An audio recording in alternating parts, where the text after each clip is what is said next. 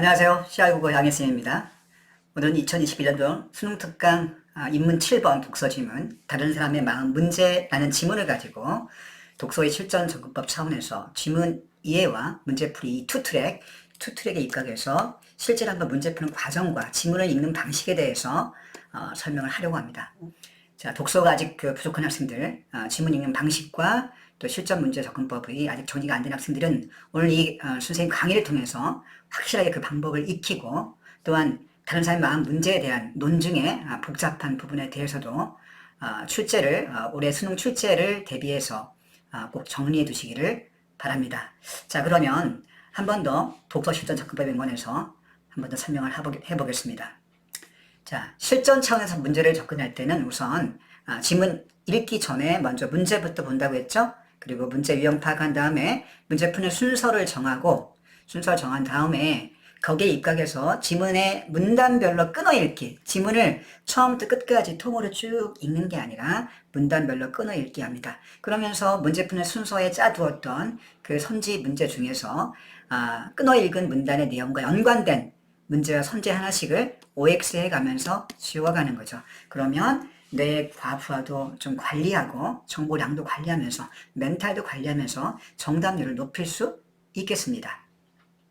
자, 선생님 지난 시간에 문제풀이 방법에 대해서 따로 설명을 했기 때문에 문제풀이 방법에 대한 정리가 아직 안 된 학생은 문제풀이 전략이라는 선생님 강의 클립을 한번 찾아보시고 그거를 먼저 듣고 와서 이 강의를 들으시기 바랍니다. 자, 그러면 문제풀이 방식은 지난 시간에 했으니까 그걸 참고하시고 이제 지문 읽기 이해 방식에 대해서 한번 설명을 하겠습니다. 자, 여러분 지문 읽기 할 때는 일단 단락별로 주인공을 파악하는 게 중요합니다. 그런데 그 주인공들은 보통 단수 주인공, 주된 주인공이 있지만 항상 혼자 나온 게 아니라 우리가 드라마에서 보면 주인공이 있고 그 다음에 조연이 있죠. 주인공과 조연이 구분됩니다. 우리가 주인공을 메인 캐릭터, 조연을 서브 캐릭터라고 하죠. 자, 그렇게 구분되는 것처럼 독서 지문에서도 주인공이 있다면 그 주인공을 보조하는 부차적인 어떤 조연 인물들이 있습니다. 자, 그것들은 보통 대립 개념으로 제시가 되는데요. 십중팔구 그렇습니다. 오늘 살펴볼 여기 뒤에 나올 다른 사람 마음 문제 또한 그런 관점에서 볼 때 여러 가지 서브 캐릭터가 몇 명 등장하거든요. 그런 대립 개념 관계하에서 자, 주인공과 그를 보조하는 것들의 관계를 생각하면서 찾아가면서 읽으면 많은 도움이 되겠습니다. 그래서 주인공은 주인공끼리 쭉 같은 것끼리 묶고요. 조연은 조연끼리 또 같은 것끼리 묶어서 그렇게 읽어주면 구분이 훨씬 더 쉬운 거죠. 그래서 A라는 주인공에 대해서는 A-, A2-, A3- 이렇게 자, A를 동그라미에 표시한다면요. 주인공을 그렇게 할 수 있겠고 자, B라는 조연, 자, B라는 이 대립되는 관계에 있는 그런 서브타이틀, 그런 조연 같은 경우에는 네모로 표시하고 그 속성인 B-네모, B2-네모, B3-네모 자, 이렇게 표시해 보면 자, 제시문에 표시되는 것들 가운데 그 다른 계열 대립 관계가 잘 드러나게 됩니다. 시각적으로. 자, 시각적으로 드러나는 게 굉장히 중요합니다. 자, 이걸 한 번 더 설명하면 이런 방식으로 설명할 수 있겠어요. 자, 주인공들이 있는데 그 주인공들의 진짜 메인 캐릭터는 동그라미 표시를 하고 대립 관계에 있는 다른 주인공은 네모를 표시하거나 마름모를 표시하거나 별표를 표시하거나 등등등 다른 기호로 그렇게 분류해 본다는 것입니다. 자, 이건 훈련이 좀 필요한데요. 이것이 나중에 굉장히 속도감을 높여주고 지문 이해도를 높여주고 정답률을 높여주기 때문에 아주 중요한 방식이 된다는 거 여러분들 꼭 명심하시기 바랍니다. 자, 그리고 그 속성들, 주인공만 이렇게 표시한 게 아니라 그 동그라미 주인공에 해당되는 속성들, 중요한 핵심어들에는 똑같이 동그라미 쳐주고요. 대립관계는 네모, 부주인공은 똑같이 네모를 쳐주고 마름모는 마름모, 네모 이렇게 표시해주고 자, 이렇게 같이 속성까지 같은 기호를 사용해서 표시해 준다면 훨씬 더 내용 정리가 빠르고 손쉽습니다. 자, 그리고 중간중간에 나와 있는 접속부사, 국어의 문법적 명칭은 접속부사죠. 자, 그러나 세모, 그러므로 세모, 그런데 전환 세모 등등등 접속부사 위치는 세모를 표시해 줍니다. 그렇게 했을 때 글의 흐름에 전환이나 바뀌는 것이 잘 드러나기 때문에 굉장히 나중에 답을 연결시킬 때 손쉽게 찾을 수 있는 장점이 있습니다. 자, 그렇게 해서 같은 것들끼리 기호를 동일하게 표시해 준다면 쭉 읽어 나갔을 때 그것이 연결되는 맥락이 생기는 거죠. 그래서 이렇게 자, 네모는 네모끼리 쭉 연결되고요. 그렇죠? 동그라미는 동그라미끼리 쭉 연결됩니다. 그렇죠? 자, 이렇게 된다면 그것들을 쭉 이렇게 들어 올렸을 때 포도송이 같이 쭉 만들어지겠죠? 마치 우리가 순대를 살 때 순대 파는 아줌마들이 이렇게 순대를 쭉 이렇게 들어 올려서 짜지 않습니까? 소시지 같이 생긴 거. 자, 그 순대 줄기 같은 걸 만들어줄 수 있습니다. 자, 그렇게 해서 시각적으로 같은 계열끼리 엮어준다는 거 굉장히 중요합니다. 자, 자, 그런 맥락에서 이제 본문에 들어가서 한번 확인을 해보겠습니다.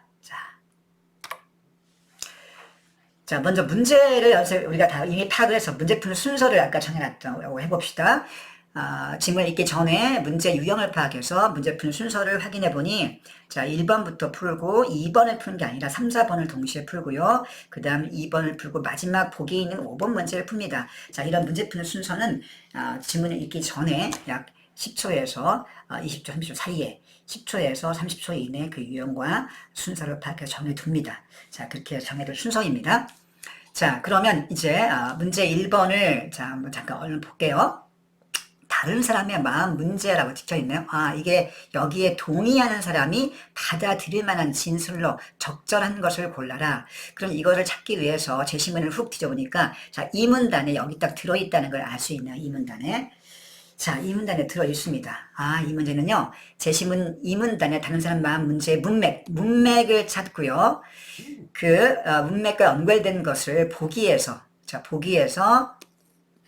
찾아보면 되겠는데요. 자, 이때 여러분들이 주의할 대목이 하나 있습니다. 뭐냐면요, 이 문단을 먼저 읽기 전에 보기를 먼저 읽으라는 겁니다. 왜냐면요, 자, 제시문을 다 읽었을 때 정보량이 많지는 않지만 꽤 복잡한 내용이 나오기 때문에 한 번에 잘 이해가 안 될 수 있습니다. 그러면 또 읽고 두세 번 읽는 경우가 생기기 때문에 자, 보기를 먼저 읽고서 거꾸로 찾아가면 제시문 읽을 때 판단이 더 빠릅니다. 자, 왜 그런지는 일단 선생님 같이 한번 해보면서 잘 느낄 수 있을 테니 따라와 보시기 바랍니다. 자, 보기 선지 핵심어부터 체크해라. 자, 기억볼까? 내가 고통을 느낀다는 겁니다. 자, 너희는 다른 사람, 나 말고 다른 사람이 신체를 가지고 있다는 거고.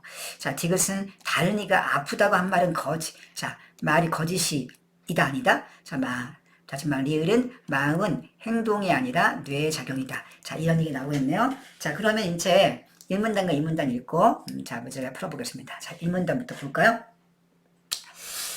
자, 내 손가락이 베어서 아플 때 나는 내가 아프다는 것을 직접 안다. 자, 첫 번째 문장 보니까 자, 나라는 어떤 단어에 대해서 나옵니다. 내가 아플 때, 내가 고통을 느낄 때 자, 고통을 어떻게 한다? 직접 안다. 직접 안다는 말 중요하네요. 다시 말해서 나의 행동이나 나의 느낌의 대상이 되는 것에서부터 추론. 자, 나의 행동과 나의 느낌의 대상에서 추론하는 것이 아니라, 자, 뭐, A가 아니라 B, 굉장히 중요하죠? A가 아니라, 자, 추론이 아니고, 직접 안다. 반복되어 나오네요. 나는 나의 고통을 내가 직접 알죠. 누가 나한테 알려줍니까? 내가 손가락을 어디 찔리거나 베었어요. 근데 친구가 얘기해줍니까? 아프다고? 내가 직접 알죠? 자, 이게 쉬운 내용입니다. 밑줄을 그을 때 이렇게 동그라미 연습 표시했습니다. 나와 직접에 대해서 같은 맥락이기 때문에. 자, 그러나 접속 부사 나왔네요. 세모 칠게요. 자, 그 다음 주어가 뭐로 바뀌었습니까? 역접에 접속어 나왔기 때문에 주어가 바뀌는 건 당연할 텐데, 아니야, 다를까? 아까 앞에 내라는 1인칭 주어에서 다른 사람이라는 3인칭 주어로 바뀌었네. 자, 주어 바뀌어서 선생님 네모로 표시해 보겠습니다. 다른 사람의 손가락을 베어서 아파할 때, 다른 사람이 아파할 때는 내가 동일한 방식, 그때 동일한 방식이 뭡니까? 직접이죠? 직접 알지는 못한다. 직접이 아니라는 얘기네요. 다른 사람이 아플 때는 내가 직접 알 수 없죠.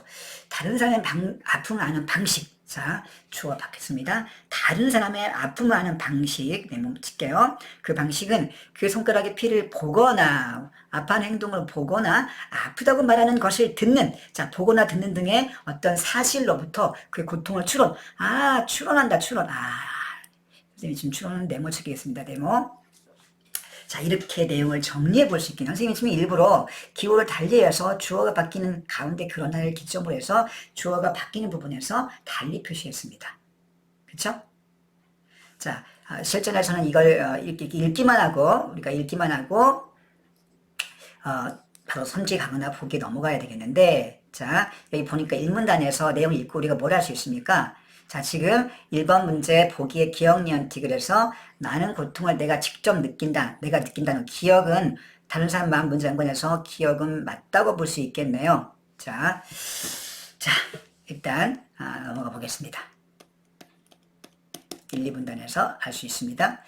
자, 1문단의 내용을 한번 선생님이 정리해 보겠는데요. 시험 볼 때 여러분들이 이렇게 직접 정리할 필요는 없겠습니다. 다만 선생님이 좀 이해를 위해서 나중에 수특 연계를 염두에 두고 한 번 더 정리해 주는 것이니 그 정리 차원에서 여러분들이 기억해 두는 것임을 알고 내용을 들으시기 바랍니다. 실전에서 이렇게 정리할 수 있는 시간이 없기 때문에 표시만 하고 그냥 넘어가면 되겠죠. 나는 직접 한다 이렇게 동그라미 그죠? 그러나 다른 사람은 어떻게 한다? 아픔하는 방식은 자 보거나 듣는 거 보거나 듣는 걸 통해서 추론한다. 그죠? 다른 사람의 아픔은 추론한다. 내 아픔은 직접 한다. 자, 그런 대립관계. 지금 딱 보니까 나와 다른 사람은 어떻게 한 게 대립 개념에 의해서 설명을 했다는 사실을 알 수 있습니다. 선생님 아까 앞에 페이지에 설명했습니다. 독서 지문에서 주인공을 제시할 때에는 보통 대립 관계에 의해서 설명을 제시한다. 그랬죠? 자, 바로 그러한 일반적인 패턴이 이 첫 번째 문단에서도 역시 드러나고 있다는 사실을 알 수 있네요. 자, 1문단 하는 방식의 차이. 자, 내 마음은 아픈 고통을 직접 안다. 자, 내 마음 동그라미 직접 하는데 다른 사람 마음은 어떻게 한다? 보거나 들음으로써 자 추론하고 즉 여러분 추론을 완전히 지금 말을 일부러 바꿔놨습니다. 자, 우리가 문제는 아직 안 나왔지만 다른 사람 마음 하는 방식은 직접이 아닌 추론이라고 했으므로 아까 이 단어와 대립관계에 있음을 전제해 볼 때 직접이 아닌 뭐라고 말하면 되겠습니까? 그렇죠. 간접이라고 할 수 있겠네요. 이렇게 내용을 추리하면서 있는 것도 독해를 잘하는 방법입니다. 자, 이제 2문단 가볼게요. 자, 다른 사람이 아프다는 것을 직접 알지 못한다는 것에서 내가 가지고 있는 마음을 다른 사람도 가졌는지 의심하는 철학적 문제를 자, 여기까지가 수식어구네요. 수식어구. 자, 다른 사람 마음을 직접 알지 못하고 듣거나 봄을 통해서 추론한다. 아까 앞에 나온 내용이죠. 이 앞에 나온 내용을 한 번 더 반복했네요. 그것을 철학적 문제로 만들었는데 바로 그게 뭡니까? 그게 철학적 문제라구나. 그리고 그 문제는 바로 다른 사람 마음 문제로구나. 자, 그럼 이건 뭐냐? 자, 여기서 다른 사람이 아프다는 것을 직접 알지 못한다는 것은 반복된 내용입니다. 다른 사람이 사실은 아프지 않은데 아프다고 거짓말을 하거나 거짓 행동을 하는 것은 아니다. 자, 우리가 직접 알지 못한다고 해서 직접 알지는 못해요. 그러나 이것은 자, 아프지 않은데 아프다는 거짓말이거나 거짓 행동은 아니다라고 했네. 아까 여러분들 기억납니까? 선생님 여기 1번 보기에서 1번 보기를 체크할 때 미리 체크해놨죠? 아까 여기 거짓말 나온 적이 있습니다. 디귿에서 여기 딱 연결되네요. 자, 이렇게 선생님이 보기의 성질을 미리 밑줄 그으란 얘기는 밑줄 그을 때 거짓이란 말을 우리가 체크했다는 걸 기억할 수 있죠. 그랬을 때 이걸 먼저 체크해놨기 때문에 제시문 읽는 순간 바로 우리가 여기서 알 수 있는 거죠. 자, 그렇게 할 수 있겠습니다. 자, 그러면 자 디귿에 보기의 디귿도 우리가 오케이라는 걸 알 수 있습니다. 자, 그래서 디귿도 오케이, 기억도 오케이. 자, 벌써 아직 니은 안 나왔지만 기억과 디귿이 오케이니까 선지가 봅시다. 자, 기억 디귿이 동시에 나와 있는 거는 자 1번 아니고요. 그 다음에 2번도 아니고 자 3번에 기억 디귿이 들어있고 자 4번도 기억이 빠졌으니까 빼게요. 자, 기억 디귿 5번입니다. 그러면 3번 아니면 5번 둘 중에 하나 답이 있겠네요. 벌써 이렇게 문제 1번에 자 1문단과 2문단 중간까지밖에 안 읽었는데 1번 문제의 선지를 벌써 3개를 지우고요. 우리는 3번과 5번 여러분들이 한 문제를 처음부터 끝까지 다 풀거나 한 문단을 다 읽고 판단한다거나 이렇게 매듭을 짓고 푸는 방식이 물론 일반적인 방식이지만 그런 방식보다는 이렇게 중간중간 풀 수 있는 거를 체크하는 것이 훨씬 더 좋은 방법입니다. 여러분들 그런 방법에 대해서 잘 기억해 두는 게 좋겠습니다. 그래서 아까 앞에 1문단에 A도 나와 있다는 거 확인해 보셨잖아요. 자, 1문단에 A가 나와 있는 건 문제 4번에 선지 1번에 A가 연결되어 있습니다. 그래서 1문단 읽고 나서 A 문장 읽을 때 4번 선지 1번을 OX 할 수 있는 거죠.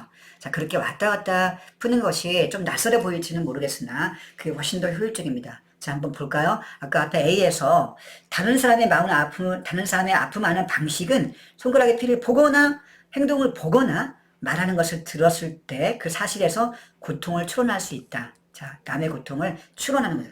추리, 상상하는 거죠. 자, 다른 사람의 아픔입니다. 자, 선지 4번, 선지 1번 볼게요. 거울에 비친 자신의 얼굴이 안색이 안 좋고 찌푸려 있는 것을 보고 불안감이라는 어떤 고통, 마음을 느끼고 있다 결론 내린다. 자, 언뜻 보기에 아픔과 고통이 불안감과 연결되기 때문에 같은 것인 것을 우리가 생각하실지 모르겠지만 자세히 보면요. A가 자신이 아니고 다른 사람이죠. 다른 사람의 아픔을 아는 방식입니다. 그래서 선지 1번은 그 대상이 자신이라는 키워드로 되어 있기 때문에 자, 이게 틀린 거죠. 거울에 비친 자신의 얼굴이 아니라 남의 얼굴. 자, 남이라고 한다면 맞겠는데 나였기 때문에 틀린 거죠. 선지 1번은 여기서 X가 되겠습니다. 벌써 선지 하나를 지웠네요. 자, 이렇게 좀 우리가 뇌의 무게, 자, 문제의 무게를 줄여가면서 그때그때 풀어주는 것이 좋겠습니다. 자, 이제 이 문단 중간 와서 볼게요. 자, 다른 사람이 진실을 말하고 있다고 하더라도 다른 사람도 나와 같은 방식으로 생각하고 느끼고 의식한다는 것을, 곧 마음을 갖는다는 것을 의심한다. 자, 다른 사람 마음 문제는요, 아까 의심하는 거라고 그랬죠. 내가 다른 사람이 아픈 것을 직접 알지 못하고 추론을 하기 때문에 내가 가진 나의 마음을 다른 이가 똑같이 가졌을 것이라는 것을 의심합니다. 다른 사람의 마음에 대해서 의심하는 거죠. 자, 이게 바로 다른 사람의 마음 문제였습니다. 아까 앞에서 한번 나왔습니다. 한 번 더 나왔네요. 자, 다른 사람이 나와 같은 마음을 갖는 것을 의심한다. 이렇게 네모쳐서 이해할 수 있겠습니다. 자, 다른 사람은 마음에 있는 존재인 것처럼 반응하도록 프로그램된, 지금까지가 수식어 그래. 자, 고도의 정교한, 즉 로봇이네요. 자, 로봇이거나 좀비일 수도 있기 때문이다. 자, 이때 로봇과 좀비는 겉에 행동은 하지만 자, 마음 갖고 있는지를 의심할 수밖에 없는 거 아닙니까? 자, 로봇과 좀비 같은 어떤 대상으로 다른 사람도 역시 똑같이 생각이 된다는 사실입니다. 자, 다른 사람의 이런 마음의 의심, 다른 사람 마음을 의심하는 것. 자, 이런 의심은 주어가 반복되고 있네요. 세계에 대한 우리의 알을 믿을 수 있느냐는 인식적 회의론. 자, 인식적 회의론. 또 같은 맥락을 볼 수 있네요. 자, 과거를 근거로 미래를 예측하는 귀납 추론이 정당화되느냐는 귀납의 문제와 함께 철학의 대표적인 회의론으로 꼽힌다라고 되어 있습니다. 이 문단의 내용은 복잡하지 않습니다. 자, 주인공이 누구인지 한번 확인해 보세요. 주인공은 다른 사람의 마음 문제이죠. 자, 그것을 철학적 문제라고 했고, 왜 철학적 문제이냐면 행동과 말은 거짓이 아닌데, 다시 말하면 행동과 말을 인정한다는 거죠. 행동과 말은 인정하는데 마음이 있다는 것은 의심한다, 이런 것입니다. 도식화하면 행동과 말은 인정, 오케이. 그러나 마음을 가지고 있는 것은, 그 다른 사람이 마음을 가지고 있는 것은 나와 같은 마음일 거라고 보지 않죠. X입니다. 자, 그걸 다른 방식으로 표현하면 로봇이나 좀비와 같다라고 이렇게 같은 계열로 그렇게 연결시켜 놨습니다. 그렇죠? 자, 다른 사람 마음 문제, 다른 사람 마음 가지고 의심한다. 자, 그것을 로봇이나 좀비로 볼 수 있다. 자, 이렇게 정리해 볼 수 있겠습니다. 자, 이것은 철학에서 회의론과 귀납 문제와 함께 대표적인 회의론의 종류에 속한다라고 덧붙였습니다. 자, 이렇게 해서 우리가 문제 1번의 선지 기업과 디귿을 지웠고요. 4번의 1번도 지웠습니다. 자, 그러면 다음 3문단으로 넘어가 볼까요? 자, 3문단을 딱 여러분 보기, 문제 지문을 읽기 전에 3번 문제를 한번 봅시다. 다른 사람 마음 문제에서 기억 디귿에 해당하는 내용을 바르게 묶은 것을 물었네요. 자, 기억력 디귿이 3문단에 딱 집중되어 있다는 사실을 알 수 있습니다. 그러면 3번 문제는 우리가 3문단만, 이 짧은 단락만 읽고도 문제를 풀 수 있는 거네요. 자, 그러면 지문을 바로 들어가 보겠습니다. 자, 다른 사람의 마음 문제는 유비논증으로 가장 분명하게 대답할 수 있다. 이게 철학적으로 굉장히 어려운 문제인데 이거를 뭘 통해서? 유비를 통해서 대답할 수 있다는 얘기는 해결할 수 있다는 뜻이 되겠네요. 일단 유비 문제로 다른 사람 마음은 없다고 얘기했는데 유비로 알 수 있다? 자, 어떻게 알 수 있을까요? 그 내용이 궁금해지네요. 자, 보겠습니다. 유비 논증이라고 하는 거 개념을 설명하고 있네. 유비 논증은 한 대상이 다른 대상과 몇 가지 점에서 비슷하다는 거. 기억의 몇 가지 점은 한 대상이 다른 대상과 몇 가지 점 공통점이에요. 대상 간의 공통점이네요. 공통점과 유사점이 되겠습니다. 공통점과 유사점이 기억의 내용이 되겠네요. 기억은 어떤 공통점이 있는지 보겠습니다. 첫 번째 대상이 가지고 있는 추가적 특성, 몇 가지 점에서 비슷한 걸 알고 있을 때 그 첫 번째 한 대상이 가지고 있는 추가적인 특성, 자, 추가적인 특성. 이 추가적 특성은 한 대상이 갖고 있는 특성이네요. 자, 두 번째 대상은 다른 대상이 되겠습니다. 기호를 달리 표시해 볼게요. 한의 동그라미, 그리고 다른 애 세모 쳐볼게요. 다른 대상은 두 번째가 되겠네요. 한 대상은 첫 번째. 그리고 추가적 특성. 가지고 있으리라는 걸 추론하는 논증이다. 자, 이게 유비논증의 개념을 다 알죠? 우리 선생님 지난 시간에 논리학 개념, 기본 개념 강의에서 유비논증의 특성을 공부했습니다. 한 대상과 다른 대상의 유사성과 공통점을 바탕으로 한 대상이 갖고 있는 다른 특성을 또 다른 대상도 추가적으로 갖고 있을 것이라고 추론하는 거죠. 여러분 기억납니까? 이런 거였죠. X가 A, B, C, D를 갖고 있을 때 Y가 그런데 Y도 A, B, C, C를 갖고 있는데 그렇다라고 한다면 Y는 A, B, C, X, Y가 공통점을 갖고 있기 때문에 Y는 A, B, C 외에 뭘 갖고 있을 것이다? 그렇죠. D를 갖고 있을 것이다 라고 이 추가적 특성을 추리했던 것을 여러분들 기억납니까? 이게 바로 유비논증의 형식적인 어떤 과정이었죠. 자, 유비논증의 핵심입니다. 자, 그리고 우리 기형과 니은 디귿 봅시다. 여기서 그 다음 다른 사람은 많은 중요한 측면에서 나와 닮았다. 자, 나가 자, 한 대상이고 다른 사람은 다른 대상을 가리키는 거죠. 이게 세모가 되겠네요. 두 번째 대상, 나는 첫 번째 대상이 되겠습니다. 자, 그러므로 자, 우리는 모두 동일한 종의 구성원이기에 신체나 행동이 매우 비슷하다. 자, 비슷한 내용이 나왔네요. 자, 기억이 아까 비슷한 공통점, 유사한 점인데 그 내용이 바로 신체나 행동이라고 찍혀 있습니다. 그럼 기억은 신체 행동이라는 걸 알 수 있는 기억은 신체 행동. 자, 기억에 신체 행동이 찍혀 있는 거는 자, 2번과 3번에 들어있네요. 답은 둘 중에 하나가 되겠습니다. 따라서 내가 손가락을 배웠을 때 자, 내가 고통을 느끼는 것을 근거로 다른 사람도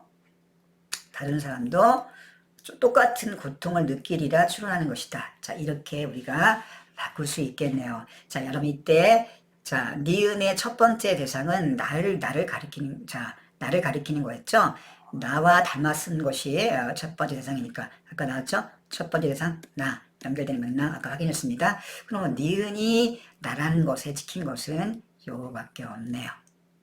자, 추가적인 특성, 다른 사람 똑같은 마음, 똑같은 고통, 똑같은 마음을 갖고 있을 것이다. 이 추가적 특성이 바로 이 똑같은 마음이 되겠습니다. 그러므로 디귿의 마음. 자, 이렇게 답을 골라보면요. 자, 2번이라는 걸 아주 어렵지 않게 쉽게 알 수 있네요.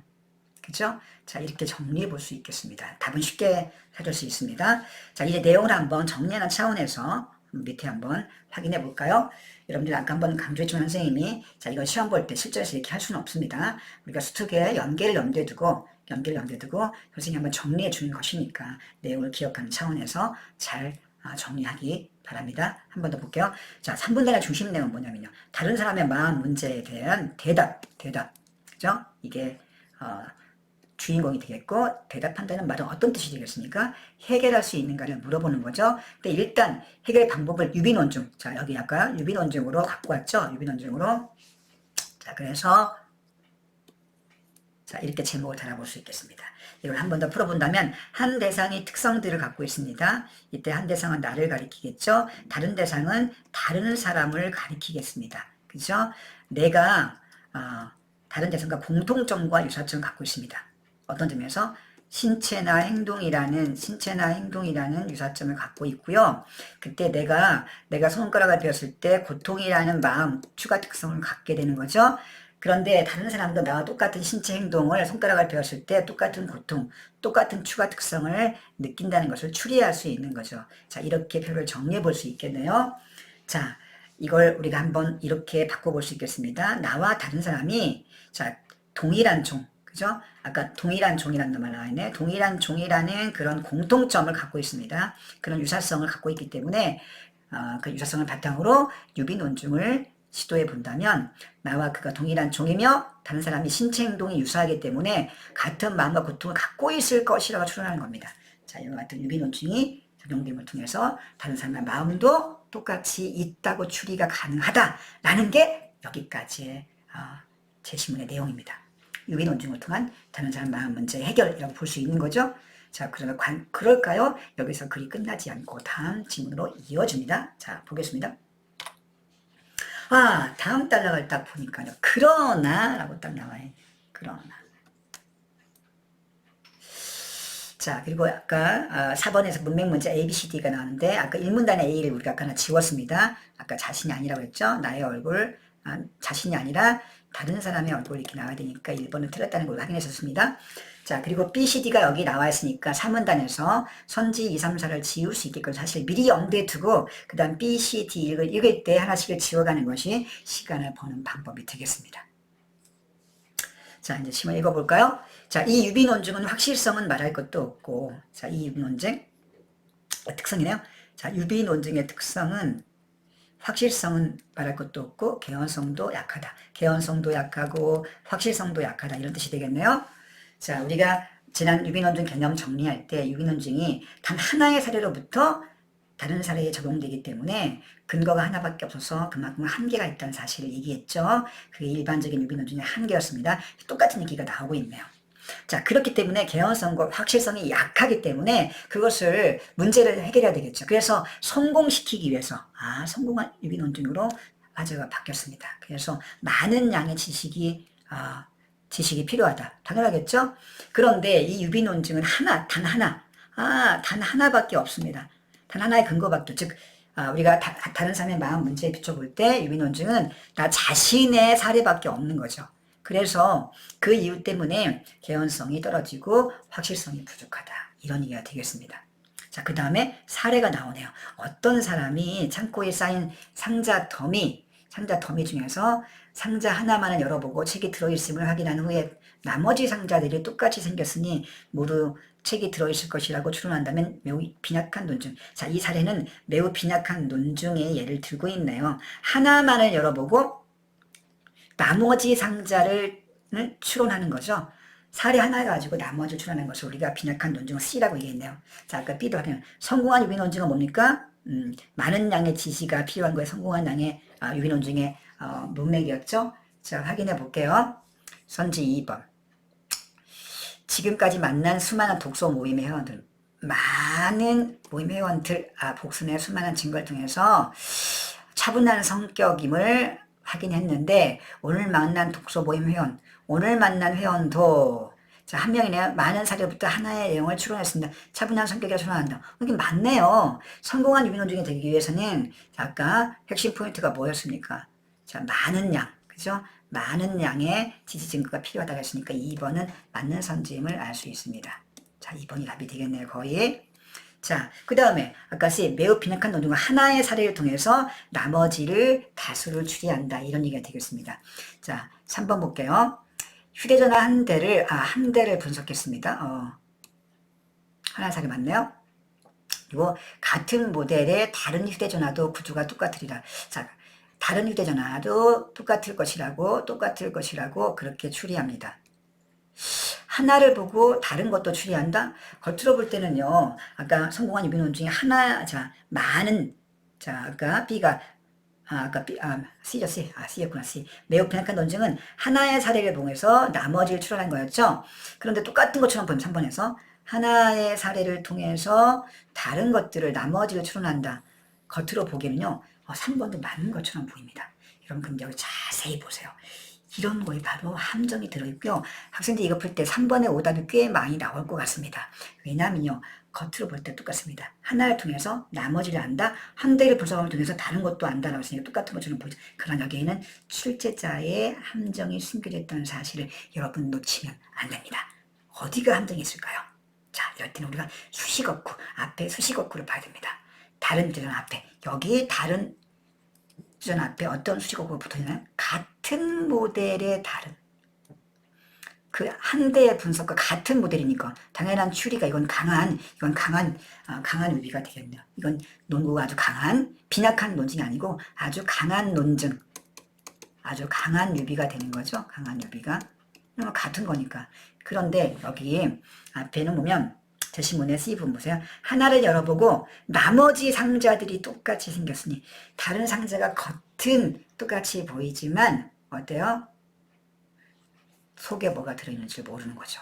자, 선지 3번에 다른 휴대전화 역시 어떻습니까? 같은 모델이니까 구조가 똑같을 수밖에 없는 거죠. 그럼 이게 바로 다른 내용이 붙어 있는 거네요. 자, 그래서 여러분 선지 3번은 틀린 게 되겠습니다. 한 대를 분석해보고 같은 모델이 아닌 다른 모델의 도전을 똑같다고 예측하면 C의 매우 빈약한 논증과 똑같은 구조가 되겠지만 한 대를 분석해보고 같은 모델을 추측했으니까 이건 강한 유비 논증이 되는 거죠. 그래서 3번의 구조는 제시문의 C의 구조와 다르다는 것을 알 수 있습니다. 3번 주의하세요. 그 다음 본문 하고있습니다. 자, 다른 사람의 마음을 추론한 유비 논증도 이와 같다. 다른 사람 마음 추론도 어떻다? 매우 빈약한 논증이라는 거죠. 다른 사람 마음 추론도 역시 어떻다? 빈약한 논증이라는 얘기입니다. 왜? 단 하나의 사례밖에 나의 마음을 근거로 다른 사람 마음을 추리하기 때문에. 자, 지금까지 해가 떠왔기 때문에 내일도 해가 뜰 것이라는 귀납 추론은 수많은 관찰 증거에 의존하고 있는데도 그것만으로 결론이 참여를 부정할 수 없다. 여러분, 여기 문장에 주어가 뭐로 바뀌었습니까? 이제 유비 논증이 아니고 주어가 뭐로 바뀌었어요? 말음으로 바꿔볼게요. 귀납 추론으로 주어가 바뀌었습니다. 자, 유비 논증에서 귀납 추론 주어가 바뀌었다는 사실을 놓치면 안 되겠습니다.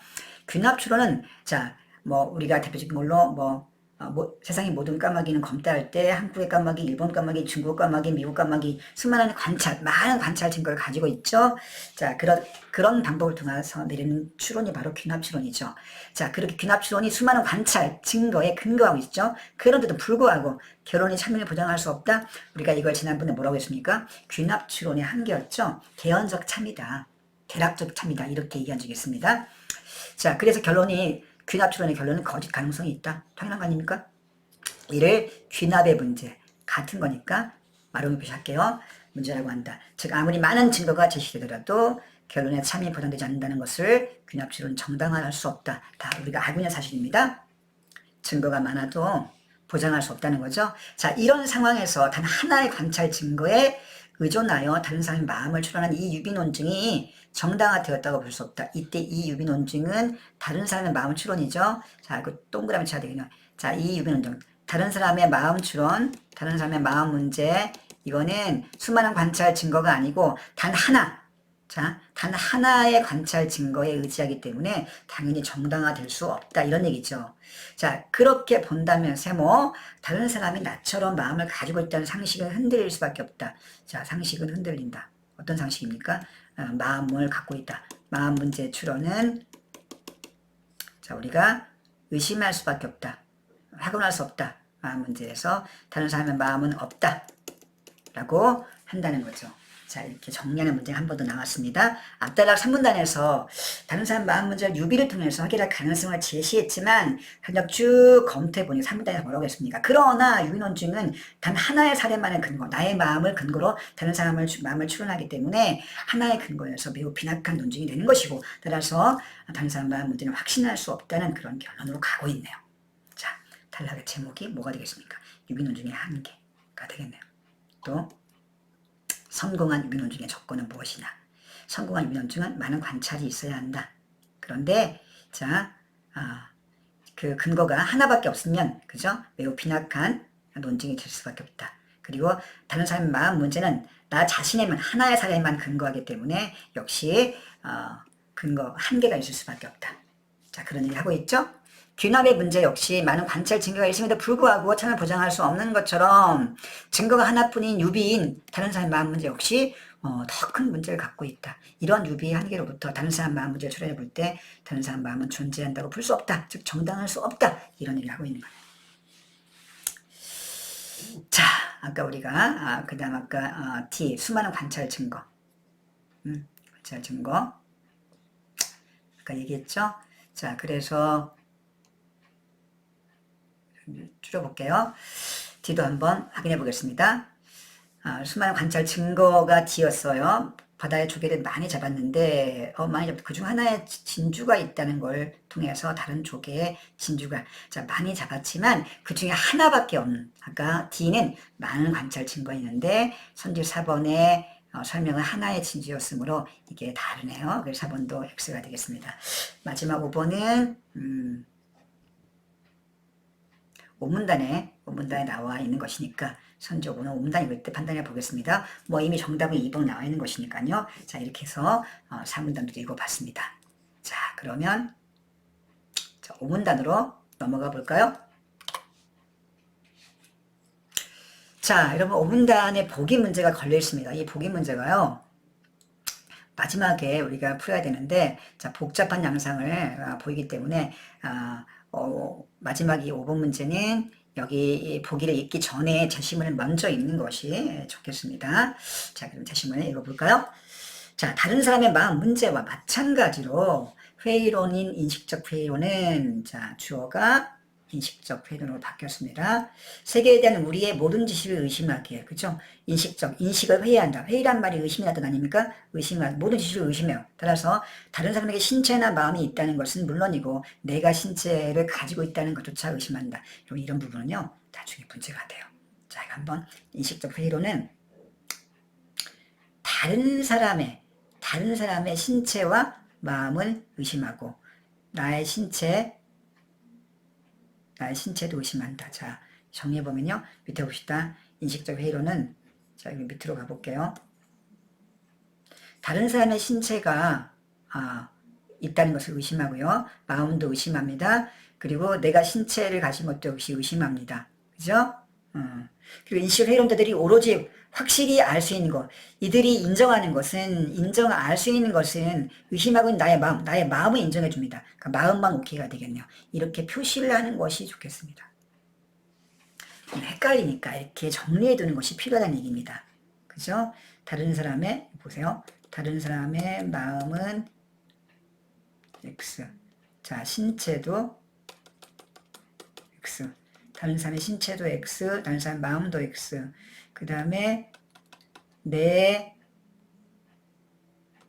마음 OK, 내 신체 X. 이렇게 표시해 보는 거죠. 그래야 나중에 문제 풀 때 여기 이제 분명히 나올 가능성이 많기 때문에 이런 것들은 주의해야 되겠습니다. 이것을 뭐라고 합니까? 유아론이라고 하네요. 같은 맥락입니다.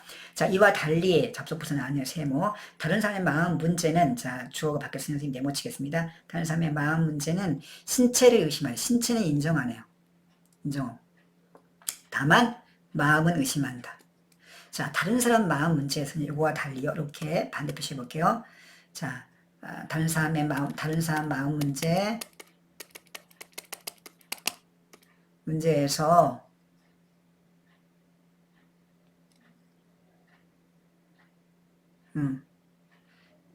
다른 사람의 신체는 인정하고요. 다른 사람의 마음은 인정하지 않습니다. 벌써 다르네요. 왼쪽에 주변을 이렇게 표시하는 걸 봅시다. 다른 사람의 마음 문제에서 아까 인식적 회의론에서는 신체를 인정하지 않았죠. 다른 사람의 신체를 인정하지 않고 다른 사람의 마음도 인정하지 않았습니다. 약간 다름을 알 수 있죠. 이렇게 표시하지 않으면 약간 헷갈립니다. 자, 그런데 마음이란 겉으로 드러나는 행동에 불과하다고 주장하는 행동주의에서, 자, 주어가 또 뭐로 바뀌었습니까? 행동주의로 바뀌었습니다. 자, 이렇게 선생님이 행동주의 마른 목걸로 표시해 볼게요. 행동주의는 마음이란 뭐와 같다? 행동에 불과하다. 행동이 곧 마음이다. 이렇게 보고 있네요. 다른 사람 마음을 쉽게 해결할 수 있대요. 어떻게 해결합니까? 우리는 다른 사람의 겉으로 드러나는 행동만으로 그 사람 마음을 추론할 수가 없기 때문에, 겉의 행동을 보면 마음을 통해 추론할 수밖에 없습니다. 그런데 다른 사람 마음 문제가 생겼는데 행동이 곧 마음이라고 한다면, 행동이 곧 마음이다. 행동이 곧 마음이라고 한다면 문제가 사라진다. 그죠? 마음의 존재가 인정이 되는 거죠. 행동을 통해서. 그죠? 자, 그러나, 또 뒤집었습니다. 그러나, 자, 이런 행동주의는 설득력이 있지 않다. 행동이 곧 마음이라고 해서 마음 문제를 인정했기 때문에 해결한 것처럼 보였는데, 그러나 설득력이 없대요. 또 왜 그럴까요? 왜냐면, 내부에서 일어나는 매우 복잡한, 정신은 매우 복잡한데, 행동은 겉으로 단순하게 드러나기 때문에 동일시할 수 없다는 얘기를 하고 있네요. 자, 여기까지가 행동주의에 대한 이야기입니다. 그러네요. 자, 한편 내용 바뀌었네요. 마음을 행동 대신에 신체, 즉 뇌와 동일시하는, 뇌를 구성하는 물질과 동일시하는 여기까지가 수식어부고요. 자, 주인공이 물어볼게요. 동일론 별표해볼게. 동일론 별표. 동일론은 마음을 행동 대신에 신체, 뇌, 물질과 동일시한다. 자, 동일론에서는 뇌 이퀄 물질 이퀄 마음이라고 보는 거죠. 자, 뇌의 존재가 물질적으로 확인됐기 때문에 마음도 확인된다 이런 얘기가 되겠네요. 자, 그래서 마음 문제를 해결할 수 있고 행동주의 문제도 해결할 수 있다고 보는 사람들이 많다라고 얘기했네요. 자, 현대 신경과학의 발달로 뇌과학의 발달이죠. 복잡한 정신현상이 뇌를 비롯한 신체와 동일하다는 것이 점점 밝혀지기 때문이다. 뭐 우리가 쉽게 상식으로 알 수 있는 거네. 이런 근거 때문에 뇌의 존재, 뇌의 물질적 작용을 우리가 인정하는 거 아닙니까? 전기작용에 의해서. 자, 그러므로 마음도 존재한다고 보는 거죠. 자, 이런 관점은 마음이 물질과 다르다고 주장하는 이원론. 자, 이원론을 포기한다. 일종의 이원론이 뭘까요? 다른 사람의 마음 문제 아닐까요? 다른 사람의 마음 문제. 다른 사람 마음 문제가 어떻습니까? 신체, 자, 내 마음은 존재하는데 신체는 존재하지 않고. 그죠? 이런 회의론이라든가 아니면 다른 사람의 마음 문제에서 신체는 다른 사람의 마음도 존재하지 않고 신체도 정확히 알 수 없다. 뭐 그런 이론은 아닙니까? 그런 이론이 포기가 되는 거죠. 어디에 와서? 동일론에 와서. 따라서 동일론에 오게 되면 다른 사람의 마음 문제는 해결됩니다. 다른 사람의 마음이 존재한다고 보는 거죠. 자, 이렇게 내용을 정리해 볼 수 있겠습니다. 자, 저는 그거를 밑에 이렇게 쭉 여기에 정리해 놨습니다. 자, 여러분 참고해 보시고요. 이제 문제 2번에 대해서 살펴볼게요. 문제 마지막 5번 문제. 5번입니다. 5번 살펴보겠습니다. 여러분 보기 문제는요. 어떤 문제 패턴이냐면 보기와 제시문의 보통 개념을 비교하는 문제입니다. 제시문의 원 개념이 있고 보기의 세 개념을 추가해서 두 개의 개념의 공통점과 차이점. 공차 여러분 맛있는 음료 파는 공차 이 공차를 비교해 보는 겁니다. 자, 이거는 복잡하기 때문에요. 지문을 다 읽고 마지막에 푸는 것이 좋겠습니다. 자, 다 읽었으니까 지문의 주인공 우리가 다른 사람의 마음 문제였죠. 이제 보기 읽어보겠어요. 자, 그럼 보기 읽을 때는 역시 보기의 주인공도 누구인지를 확정해야 되겠고요. 그걸 표시하는데 그리고 주인공을 표시 뭐 동그라미나 네모 표시한 다음에 그 속성이 무엇인지 잘 체크해야 됩니다. 자, 볼까요? 영화 소설에 나오는 좀비 좀비죠. 좀비 영화. 재밌죠. 겉으로 보기에는 시체처럼 창백하고 무기력하며 아파하지 않기 때문에 좀비가 아닌 사람과 쉽게 보여요. 그렇죠? 그런데 잡소, 부사, 세모 철학자들이 말하는 좀비는 보니까 딱 철학적 좀비가 주인공이네요. 동그라미. 그 좀비는 좀비가 아닌 사람과 겉으로는 좀비 아닌 사람 겉으로는 구분이 안 돼요. 그렇죠? 철학적인 좀비는 영화에 나온 좀비는 헬레레 하잖아 이렇게. 근데 철학적 좀비는 겉으로 볼 때는 멀쩡해 보여요. 그러나 마음에 대해서는 의심을 받는 그런 존재. 철학적 좀비는 뭐가 똑같습니까? 다른 사람의 마음 문제가 똑같네요. 다른 사람의 마음 문제.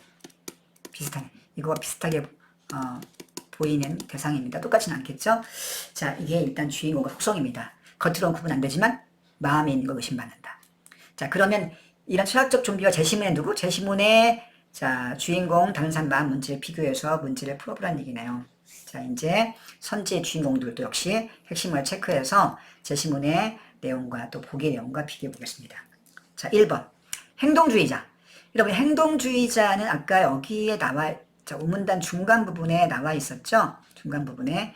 자, 좀비 아닌 사람도 철학적 좀비와 똑같다고 본다? 자, 이런 거 풀 때. 자, 여러분, 철학적인 좀비는 어떤 사람입니까? 철학적인 좀비는요, 마음이 없습니다. 그러면 행동주의자는 어떻게 보는 사람입니까? 행동주의자는요, 행동을 통해서만 마음을 알 수 있습니다.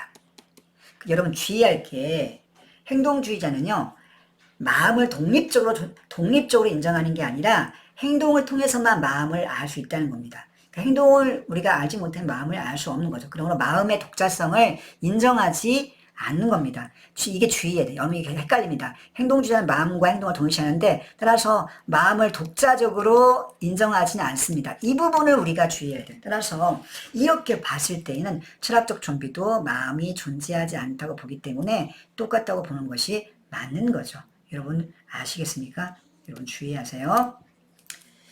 자, 선지 2번. 철학적 좀비만 사는 세상에서는 다른 사람의 마음 문제가 생기지 않을 것이다. 여러분, 철학적 좀비는 어떻습니까? 마음이 존재하지 않는 그런 행동만 하는 사람만 있는 것이죠. 자, 거기에서는 다른 사람의 마음 문제. 그럼 다른 사람의 마음 문제가 뭡니까? 다른 사람 마음 문제는 나의 마음은 있지만 다른 사람의 마음은 인정하지 않는 거죠. 이게 다른 사람 마음 문제였습니다. 그런데 우리 현실의 인간이 아니라 철학적인 좀비만 사는 사람들은 많은 사람들은 마음에 있다는 가치를 인정하지 않기 때문에 다 그런 사람만 존재하기 때문에 그걸 고민할 필요가 없는 거죠. 그죠? 따라서 그런 문제가 생기지 않는다고 보는 것이 맞겠습니다. 그렇죠? 또 오케이. 자, 선지 3번. 다른 사람의 마음 문제에 따르면 좀비가 아닌 사람과 철학적 좀비는 다르겠군. 자, 다른 사람의 마음 문제에 따르면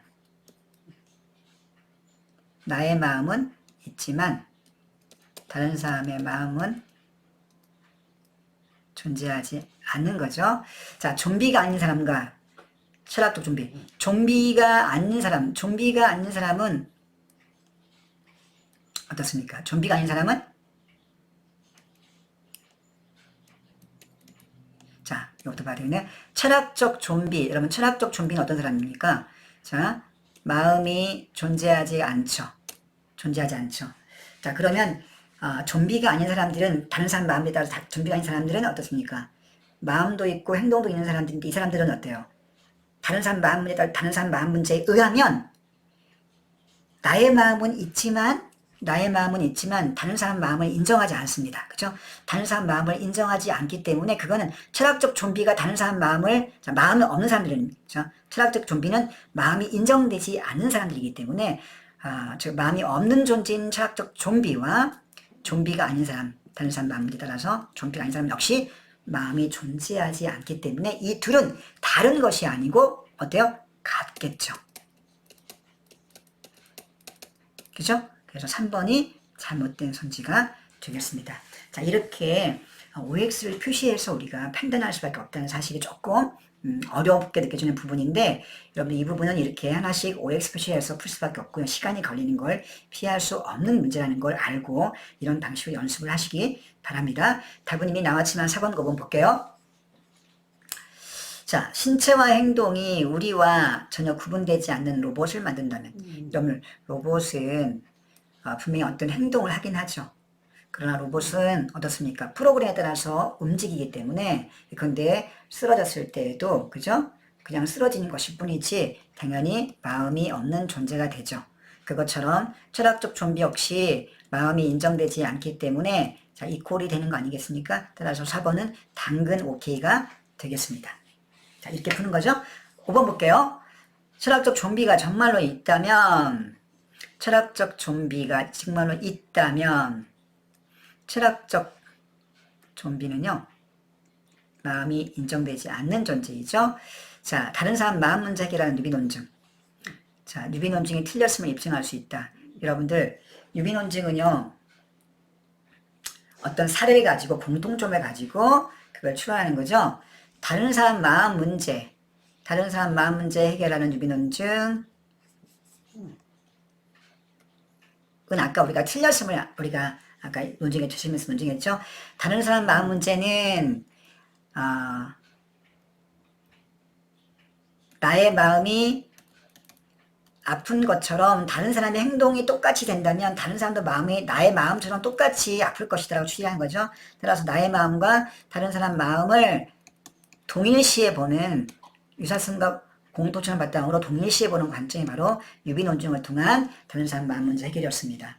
그 하나의 사례만을 가지고 우리가 유비논증을 통해서 다른 사람 마음 문제를 다른 사람 마음이 존재한다고 논증하는 방식이 바로 유비논증을 통한 다른 사람 마음 문제 해결이었죠. 그런데 철학적 좀비가 정말로 있다고 한다면 어때요? 그 사람은 신체는 있지만 마음이 존재하지 않으므로 그 유비논증은 틀렸다고 말하는 것이 당연히 맞는 거죠. 그죠? 그래서 이것도 오케이가 되겠습니다. 자, 이렇게 해서 문제 5번까지 살펴보았습니다. 자, 보기 문제 접근할 때 우리가 어떤 방식으로 접근할 것인지를 한번 보기와 제시물 비교해서 봤고요. 선지를 검토할 때에는 이렇게 하나씩 OX 사인을 주고 또 정리가면서 문제를 풀 수밖에 없다는 사실을 기억해 두시기 바랍니다. 자, 여러분 우리가 자, 앞으로 맨 앞으로 가볼게요. 2021년도 수능 독서 인문 7번 다른 사람의 마음 문제의 지문을 분석해가면서 실전 차원에서 제시문 이해를 어떻게 하고 문제를 어떻게 푼지에 대한 전반적인 정리를 쭉 한번 해보았습니다. 여러분들 이 모델을 바탕으로 실전을 공부하시고 또 실전 접근법을 잘 다듬어서 우리 수능에서 좋은 성과 있기를 바라고요. 또 더불어서 마지막 수능 실전에서 연계도 수능 특강에 다른 사람 마음 문제에 대한 내용 정리를 꼭 잘 해주시기를 바랍니다. 여러분의 수능 국어 만점과 1등급을 응원하면서 여러분 화이팅! 안녕!